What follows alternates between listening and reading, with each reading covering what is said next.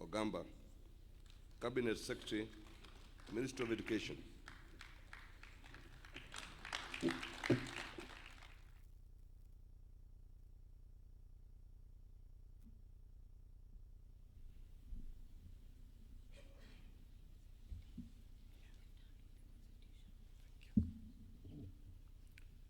I, Julius Migos Ogamba,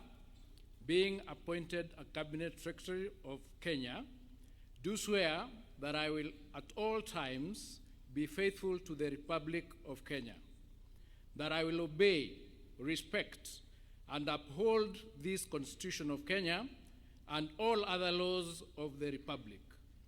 that I will well and truly serve the people and the Republic of Kenya in the office of Cabinet Secretary, that I undertake to hold my office as Cabinet Secretary with honor and dignity,